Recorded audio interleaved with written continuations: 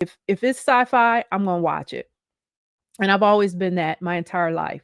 And so I started creating the images that if I had a perfect world, of my perfect sci-fi world, I started creating those images. And so that's where the origin came for me, because I started creating what would the people who I saw in playground pastime. Okay. And so as far as what artist, influencer, art piece triggered my AI discovery, um, I don't know if I could just pinpoint one particular artist, but I will say this. I will say this. As I started creating more images, AI images, and I saw others that were creating AI images out there, I would take a piece from what I liked about what that artist was doing and try to figure out. I would not ask them for their prompts. I never do that. I wouldn't ask them, "Hey, tell me how to prompt this way." I would try to figure it out. I would try to say, "Who, how did they get that look?" And then I would, create from there. So there are a lot of different AI artists that I could, or AI video and filmmakers that I could pinpoint, but I take took little pieces from a lot of them. And I'm gonna tell you another thing that really helped me to hone in on my particular style was participating in the little challenges that some of the AI artists would have. And they would give you a prompt and say, "Hey, use this prompt, but come up with something, come up with something in your style." So I would switch it up and I would change the style to match playground pastime, but I would still, stay within the parameters of the challenge. So that's the best way that I can answer that. I think that a lot of you ask different people, they'll all have something different. Okay. All right. Okay, dokie. So, and then, oh, Jennifer, you got a lot of good questions. Jennifer's asking all the good questions, y'all. Um, okay, let me take one more of Jennifer's questions. Let's see here. Here's another question.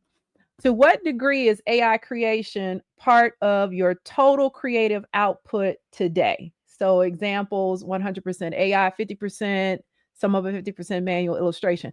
When it comes to me, mine is 100% AI. 100% AI. There's one instance where I did not do 100% AI, and I've done this before, where if you go on my Instagram page, and my all of my social media handles are Kimberly Offered, I did a piece on Nina Simone.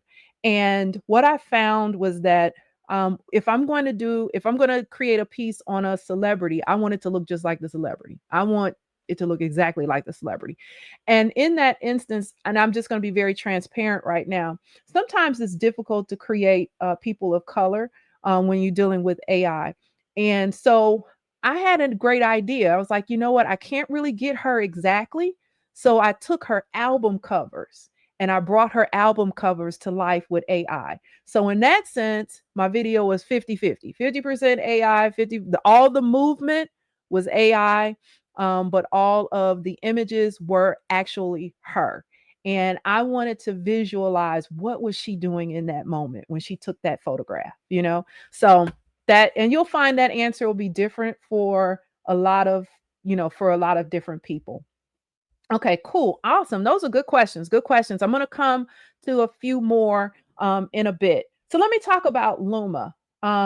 Luma is a video platform. Okay. I'm not going to get too technical with it. I'm not going to do a tutorial or anything like that. I am going to show you a couple of videos that I did with Luma and just kind of give you an idea of how I put them together.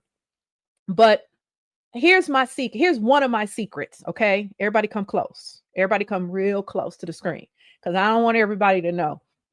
I don't want everybody to know my secret. Okay.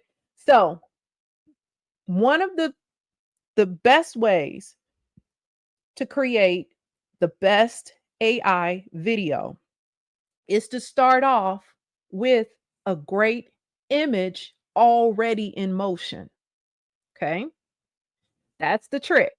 You want to start off with so in other words, if your intention is for the image to walk, then it should already It should be a still life version of someone walking. It shouldn't just be someone standing still like a wooden board, okay?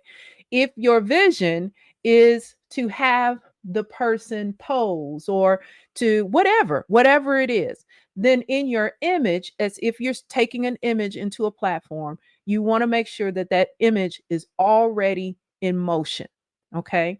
And so that is what I do. A lot of my images that I take, I am strictly a image to video creator. So in other words, I create my images in Midjourney and then I take them over into a video platform and I animate them into a video platform. Every now and then I'll create the image in the platform and then, and then have the platform to animate it, which a lot of them will do. Um, so I take all of my images and I put them into Luma. Luma's platform, those of you who have never used Luma before, Luma has this is some of the benefits that Luma has. Luma has camera control. So in other words, you're able to say zoom in, zoom out,